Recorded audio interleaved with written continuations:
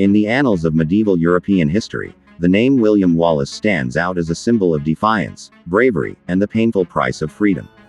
Born around 1270, likely in Elderslie or Ellerslie in Renfrewshire, Scotland, Wallace was not royalty, nor a high-ranking noble. Yet he would become one of Scotland's most iconic national heroes. His legacy would be forever defined not only by his fight against English oppression but by the horrific manner in which his life was ended. He was hanged, drawn, and quartered, the English crown's cruelest sentence for treason. Wallace came of age during a tumultuous period in Scottish history. King Alexander III of Scotland died in 1286, and after the death of his heir Margaret, the Maid of Norway, in 1290, Scotland was left without a clear successor to the throne. This power vacuum led to increasing English intervention. In 1296, King Edward I of England, known as Longshanks, invaded Scotland, deposed King John Balliol, and declared himself overlord of Scotland. This was the environment in which Wallace matured. Wallace, allegedly educated by the clergy, grew up witnessing the humiliation of his people, the suppression of Scottish identity, and the brutal treatment of dissenters. In response, he took up arms not as a soldier of fortune but as a freedom fighter. The earliest recorded action attributed to Wallace occurred in May 1297 when he killed the English sheriff of Lanark, William Heselrigg. This act of rebellion set in motion a wider uprising. Wallace quickly gathered support from Scottish patriots disillusioned with English rule. His military strategies were unconventional. He relied on guerrilla warfare, ambushes, and deep knowledge of Scottish terrain. The pinnacle of Wallace's early success came at the Battle of Stirling Bridge on September 11, 1297. Wallace and fellow commander Andrew de Moray led a vastly outnumbered Scottish force to a stunning victory against the English. The English troops attempted to cross a narrow bridge over the River Forth, a tactical error that Wallace exploited. As they crossed in small numbers, the Scots attacked and decimated the isolated groups. It was a devastating loss for Edward's army and a morale booster for Scottish rebels. Following the victory, Wallace was knighted and declared Guardian of the Kingdom of Scotland, ruling in the name of the deposed King John Balliol. Yet his glory would not last long. In 1298, Edward I personally led an English army north and confronted Wallace at the Battle of Falkirk. The Scots were defeated, largely due to the superior English cavalry and longbowmen. Wallace fled and resigned as Guardian. But Wallace did not abandon the cause. Over the next several years, he traveled across Europe, seeking support from the French and the papacy. Unfortunately, his pleas largely fell on deaf ears. The English slowly reasserted control over Scotland, and Wallace became a hunted man. By 1305, William Wallace had been branded an outlaw and traitor by the English crown. He had become a symbol, both revered and feared, and King Edward I wanted him eliminated to crush the spirit of Scottish resistance once and for all. Wallace was eventually betrayed by a fellow Scot, Sir John Menteith of Dumbarton, who captured him near Glasgow on August 3, 1305. This act of betrayal remains one of the darkest moments in Scottish history. Wallace was immediately transported to London, shackled and humiliated, as crowds lined the streets to jeer at the defiant rebel. His trial was a mockery of justice. Held on August 23, 1305, at Westminster Hall, Wallace stood before English judges who had already decided his fate. He was charged with treason, murder, and rebellion against the king. Wallace's response remains one of the most iconic moments of defiance in medieval history.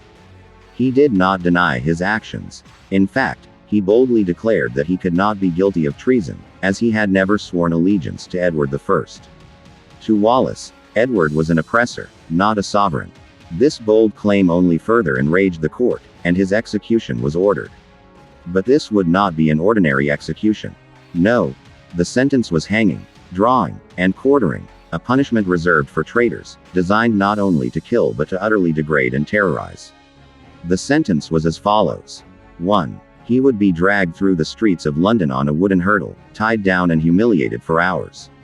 2. He would then be hanged by the neck, but not to death.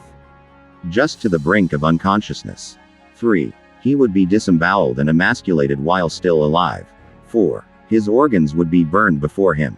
5. Then he would be beheaded and quartered. His body would be cut into 4 parts and sent to different cities across the kingdom as a warning.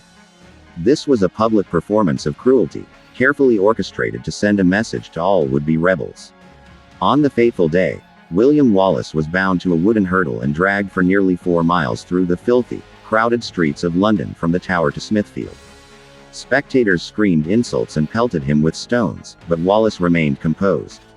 Eyewitnesses later claimed he showed no fear. Once at the execution site, he was stripped naked and tied to the gallows. The hanging began. He was suspended by the neck, his face turning purple, struggling to breathe, but they did not allow death. Just as he lost consciousness, they cut him down.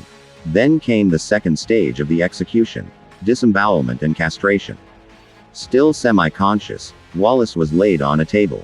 The executioner, trained in this dark art, sliced open his abdomen and slowly pulled out his intestines. According to medieval accounts, the executioner removed his genitals and entrails and burned them before his eyes. The pain was unimaginable, and the crowd reportedly gasped in horror, even those accustomed to violence. Yet the torture was not over. Wallace was then beheaded. His lifeless body was divided into 4 parts.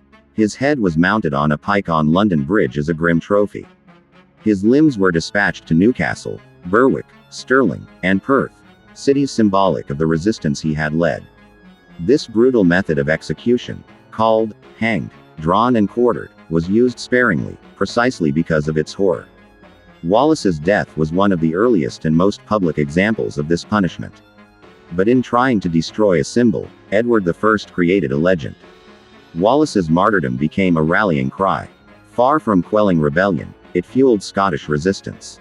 In 1314, just 9 years later, the Scots would secure a decisive victory at the Battle of Bannockburn under Robert the Bruce, fulfilling Wallace's dream. Today, William Wallace is remembered not for how he died, but for how he lived, fearless, relentless, and unbowed. Epilogue. Legacy of blood and fire. The execution of William Wallace reveals the dark side of medieval justice, a system where punishment was not just about death but about erasing the very idea of rebellion through spectacle and terror. The English crown used Wallace's execution to try to destroy Scottish national identity.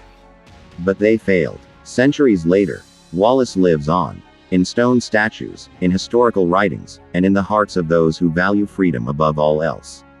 His story remains one of the most chilling yet inspirational tales in the brutal chronicles of human history. Thanks for watching Torture Vault. Subscribe for more dark, historical horrors from the past. You've just witnessed one of the darkest punishments in history. But many more still lurk in the shadows. So if you dare, subscribe to Torture Vault, where every scream from the past still echoes.